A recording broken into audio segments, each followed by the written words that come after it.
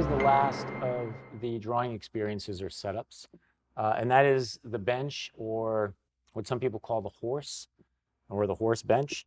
I have to say, this is the one that I've used the most in my teaching career. Most of the time when I walk into a figure drawing class, you'll have either a half circle or a full circle with the model stand in the center, and all the students are sitting on these guys. Some students might be on easels on the outer rims of the universe, looking in on the model. I happen to really like the bench, but you got to be careful as well. It's very easy over, many hours and years of sitting on this to hurt your back.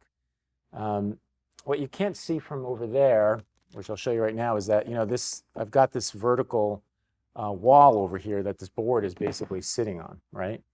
So what I see students do pretty commonly with this piece of furniture, right, is leave the drawing pad and the masonite board on the bench, right? You don't want to do that because, again, you're pushing it down. We want to create a better viewing angle. I want it a little closer to me. So I always recommend putting this on your legs, first of all. And then you have students come in and worry about, like, my jeans are going to get dirty, which they are. So I would recommend not wearing your best clothes to drawing class. So put them on your legs, right? You can see now I have a really good angle between my head and the pad of paper, right? It's really, really good. And what I like about this, it's really solid, right? Even more solid than the easel, quite honestly, because we've created this really excellent triangle in here, right? So it's extremely supportive, really, really supportive. And, remember to get a masonite board. I didn't talk specifically about the board. I've had students come to class with just the pad of paper. Like, it's not going to work, right? If I put this down here and I put just this pad on here, like, look at this, right? No good. So you need the board to give you the stiffness, right, that we want.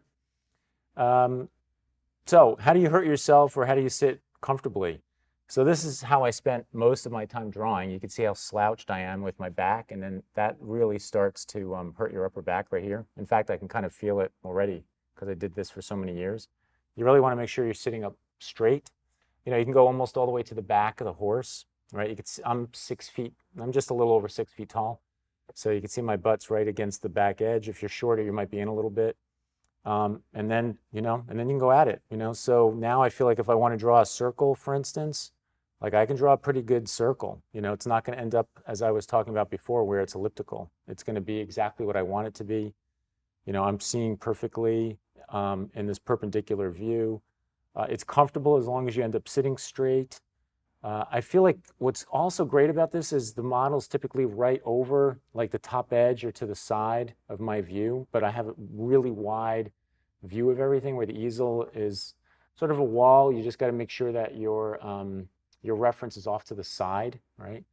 And typically you want the model off to the side that's opposite your drawing hand, right? So on the easel, that would be off to my left. Over here on the horse, either in front of me or off to my left. I don't want it over my right because I have to look over my drawing arm, and I'm kind of blocking myself from getting there, okay?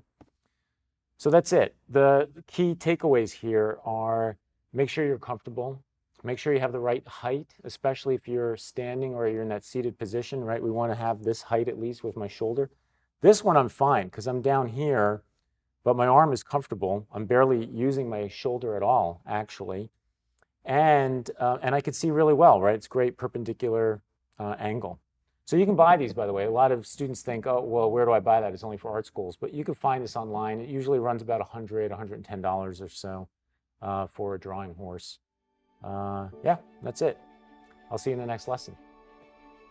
When I found New Masters, it was just like this treasure trove with just this amazing amount of information, the production, the instructors. It was just like the perfect thing. Every single course taught me something very special. Even the first weeks with Renee, they give you the basic knowledge, which is geometric forms, perspective, the laws of light, and that's amazing because it empowers you from the beginning.